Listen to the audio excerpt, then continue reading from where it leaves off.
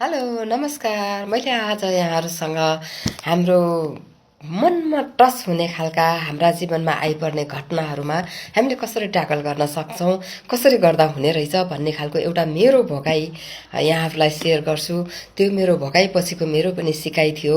घटना सानो थियो तर मलाई केही समयसम्म मनमा चोट यस्तो परेको थियो, गहिरो चोट परेको थियो र पछि मैले जब त्यसको न्याय पाएँ त्यसपछि मलाई सहज भएको थियो। त्यस्तै खालको यहाँहरूलाई पनि हुनसक्छ र त्यस्तो खालका घटनामा हामीले कस्तो खालको ट्याकल गर्न सक्ने रहेछौँ भन्ने कुरा मेरो सिकाइ मैले यहाँहरूलाई सेयर गर्छु।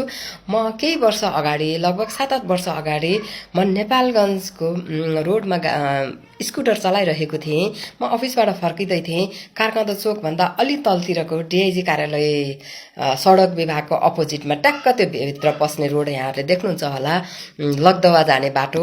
अनि त्यहाँनिर ट्याक्क डिआइजी कार्यालय थियो। कार्यालयको अगाडि जेब्रा क्रसिङ सानो सानो थियो अलिकति, अहिले पनि त्यस्तै छ। त्यहाँनिर पनि थुप्रै दुर्घटनाहरू भइरहेको छ। म प्राय एकदमै होसियारीसँग स्कुटर चलाउने, बाइक चलाउने मान्छे हुँ। म प्राय एक्सिडेन्टमा पर्दिनँ। तर एक दिन के भएको थियो भने 7-8 वर्ष अगाडिको एक दिन म अफिसबाट फर्किँदै थिएँ। बेलुकाको 5:30 बजेको थियो होला। म सरर त्यहाँनिर आएँ। ठ्याक्क मैले त्यो डिआइजी कार्यालयको अपोजिट सडक विभागबाट अर्को साइडमा जानको लागि त्यहाँनिर बाटो काट्नुपर्ने। यता हेर्दै उता हेर्दै बिस्तारै बाटो काट्ने मान्छे हुँ म।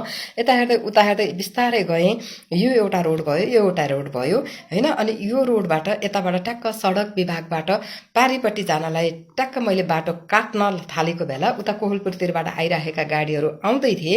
त्यस कारणले मैले यो रोडबाट त काटेँ, तर म बिचमा गएर त्यहाँनिर जेब्रा क्रसिङको ठ्याक्क त्यो बिचको एरो छ त्यहाँनिर गएर स्कुटर रोकेर म लगायत आसपासमा 3-4 जना मान्छेहरू हामी बसिरहेका थियौँ। उताबाट कोहलपुरतिरबाट आइरहेको गाडीको खाली भइसकेपछि त्यसपछि सुट्ट लग्दवा भित्रतिर पस्ने भनेर हामी पर्खिरहेका थियौँ। त्यही पर्खेकै क्रममा म अड्डेकै बेलामा ट्याक्क पछाडिबाट एकजना 45-50-55 वर्षको एकजना व्यक्ति आउनुभयो र मेरो अड्डाइराखेको स्कुटरमा पछाडिबाट ड्याङ्ग हान्नुभयो र म उता पल्टिएन। म खुट्टा टेकेकै अवस्थामा थिएँ र म अड्डेँ, तर मेरो अड्डेको स्कुटरमा ट्याक्क लागेर आफै यता पल्टिनु भयो।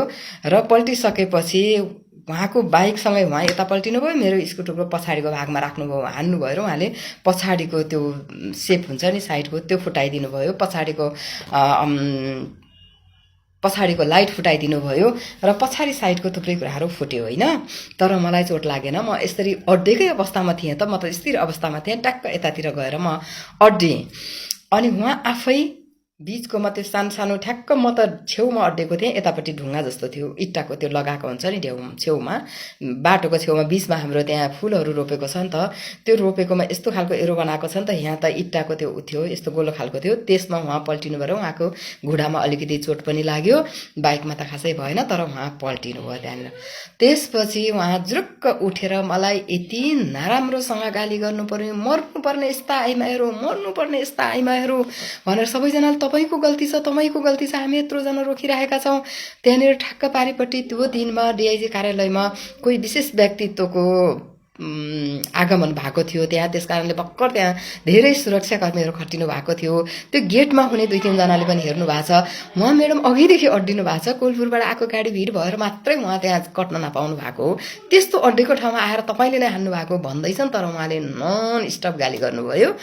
अनि गाली गरिसकेपछि उहाँको एकजना व्यक्तिलाई उहाँले बोलाउनु भयो, हवलदार साहबलाई उहाँले बोलाउनु भयो, फोन गरेर बोलाउनु भयो पनि आफै त्यो स्कुटरको पछाडिको तिर्नुपर्छ भनेर होला। अनि बोलाउनु भयो। त्यसपछि उहाँ व्यक्ति पनि आउनुभयो। उहाँले बोलाएको मान्छे आएर हात मिलाउनु भयो। अनि तपाईँलाई कहाँ के भयो भनेर उहाँलाई सोध्नुभयो।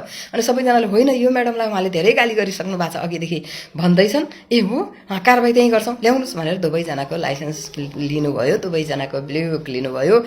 अनि उहाँले त्यहाँनिर रक्सी खानु भएको थियो, जो मलाई थाहा छ। त्यो मलाई हान्ने व्यक्तिले रक्सी खाएर होसमै नहुने तरिकाले आउनु भएको थियो। त्यो मलाई नै थाहा छ, मैलाई गन्ध आइरहेछ। तर उहाँको हवलदार साहबले उहाँलाई छिटो ल जान तपाईँ खाली जानु भनेर उहाँलाई रिक्सामा पठाइदिनु भयो।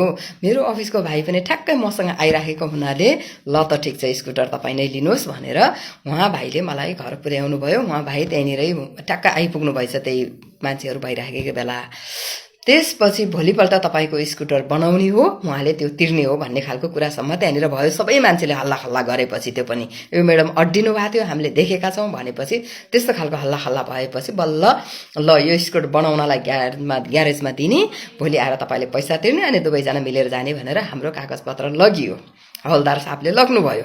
हवलदार साहब जिन्दै हुनुहुन्छ, नेपालगञ्जमा हुनुहुन्छ, कहिले काहीँ देख्छु। अनि त्यसपछि भोलिपल्ट म उहाँलाई भेट्न गएँ। स्कुटर बनाउन दिएको थियो, त्यो बनाएर त्यो बिल 7,500 600 यस्तै कतिको आएको थियो। त्यो बिल लिएर म उहाँ हवलदार साहबलाई भेट्न गएँ। गएपछि उहाँले के भन्नुभयो, त्यो मान्छे आउनु भएन, ए म्याडम बनाएर ल्याउनु भयो, कतिको रहेछ भन्नुभयो। 7,800सम्म थियो, लगभग 8,000को थियो त्यो बिल। यो बिल हो सर, बिल बनाएँ मैले, स्कुटर पनि ल्याएर आएँ, यहीँ लिएर आएको छु, यति खर्च लागेको छ भने ए हो के गर्ने त भनेर उहाँले फोन लगाउनु भयो। त्यो मान्छेलाई फोन लागेन भन्नुभयो, जसको नम्बर अघिल्लो दिन राख्नु भएको थियो, लाइसेन्स राख्नु भएको थियो, लागेन भन्नुभयो। अनि त्यसपछि मैले के गरौँ त सर भनेको। उहाँले स्कुटर लैजानुहोस्, बिल मलाई छोडिदिनुहोस्, जब उहाँ सम्पर्कमा आउनुहुन्छ तपाईँलाई पैसा बुझ्न मैले पठाउँछु, तपाईँहरू दुइटाको त्यति त हो। स्कुटर बनाइसक्नुभयो, चोर दुवैलाई धेरै छैन, तपाईँको स्कुटरको खर्च उहाँले दिने त हो, यति त हो, म बोलाएर तपाईँलाई पैसा लिन बोलाउँछु। त्यसपछि म स्कुटर लिएर गएपछि भोलिपल्ट गएँ, सर आउनुभयो उहाँ सम्पर्कमा, त्यो उसको स्कुटर बनाएको खर्च उहाँले दिनुभयो भनेको। नाइ त्यो मान्छे त स्विच अफ गरेछ, आउँदैन भन्नुभयो। त्यसपछि फेरि म अफिस पुगेर दिउँसो फोन गरेँ, सर सम्पर्कमा आउनुभयो उहाँ? नाइ त्यो मान्छे त हरामी रहेछ म्याडम, कस्तो रहेछ, आउँदै आएन। अनि त्यसपछि म फेरि चौथो दिनमा म आफै गएँ। त्यहीँ गएपछि सर उहाँ त किन आउनु भएन त, जब तपाईँसँग लाइसेन्स छ, ब्लू बुक छ, तपाईँले बाइक राख्नु भएको छ यहाँ भनेपछि त कति बेला आएर बाइक लिएर गएछ म्याडम, यहाँ त डकुमेन्ट त यहीँ छ, यही हेर्नुहोस् लाइसेन्स यहीँ छ, ब्लू बुक यहीँ छ, तर बाइक लिएर गएछ कति बेला आएर।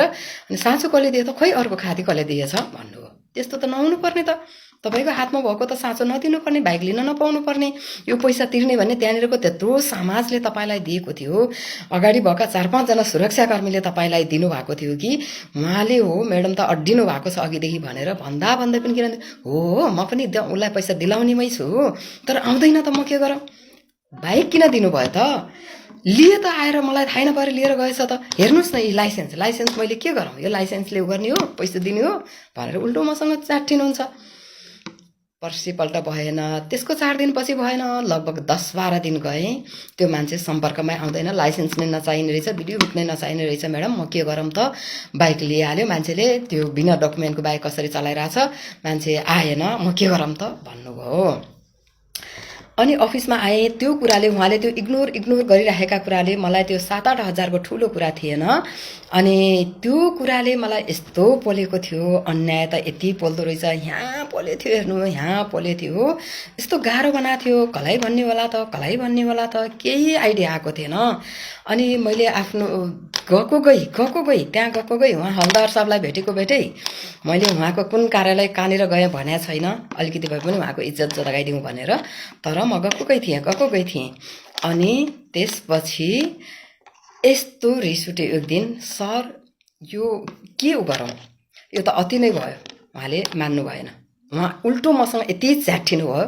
फर्केर अफिस आएँ, मलाई रुन पनि मन लाग्यो, म एक्लो भएँ त, मैले त न्याय नै पाइनँ त जस्तो लाग्यो। टक्क मोबाइल उठाएँ, फोन गरेँ, सर म जिल्ला ट्राफिक कार्यालयमा जाँदैछु, तपाईँहरूले यो लापरवाही गर्नुभयो, म अब जिल्ला प्रहरी कार्यालयमा पनि जान्छु, जिल्ला ट्राफिक कार्यालयमा पनि जान्छु, जानु पर्यो भने त्योभन्दा हायर सेन्टरमा पनि जान्छु, किनभने त्यहाँनिरका त्यत्रा 4-5 जना सुरक्षाकर्मी नै मेरो साक्षी हुनुहुन्छ, त्यहाँनिर भएको पब्लिक पनि साक्षी हुनुहुन्छ, र मेरो आफन्त पनि 5-6 जना आइपुग्नु भएको थियो, म अब माथि जाँदैछु सर, ठिकै छ तपाईँले कन्ट्याक्टमा ल्याउनु सक्नु भएन, केही पिर भएन, मलाई केही गुनासो छैन, उहाँ माथिल्लो निकालेर ल्याउला नि भने टक्क फोन राखेँ। फोन राखेको 5 मिनटमा फोन उताबाट आयो कि तपाईँ तुरन्त आउनुहोस् तपाईँको पैसा बुझ्न, मान्छे आउँदैछ भन्नुभयो। म त्यहाँ पुगेँ, त्यो मान्छेले मेरो खुट्टा पकडेर रोएर, तपाईँ छोरी जस्तो मान्छेलाई मैले दुःख दिएँ, मैले हैरान गरेँ, म त पापी रहेछु भन्दै खुट्टा पकडेर रोएपछि मसँग आज 1 रुपियाँ छैन, त्यही भएर सम्पर्कमा नआएको हो म, नत्र आउने थिएँ भनेर त्यो मान्छे खुट्टा पकडेर रोई गरेपछि मैले त्यो बिल निकालेर यसरी 7-8 हजारको बिललाई च्यातेर आजदेखि मैले माफ गरेँ। यस्तै गरी सम्पर्कमा आएको भए म ल्याउने थिइनँ, हवलदार साहब तपाईँलाई पनि कारबाहीको दायरामा त ल्याउने थिएँ, मलाई फुर्सद छैन, यस्तो अन्याय कसैलाई नगर्नु होला, आफन्त हो भनेर जोगाउने काम नगर्नु होला, यसरी नै तुरन्त सम्पर्कमा ल्याएर क्षमा लेनदेन गराएपछि मान्छेले 2-4 हजारको लागि क्षमा गर्न सक्छ भनेर आएको थिएँ। यो मेरो व्यक्तिगत भगाइ हो। अहिले पनि उहाँसँग कहिलेकाहीँ हवलदार साहबसँग भेट हुन्छ, मसँग त्यस्तो दुःख दिने मान्छेसँग त भेट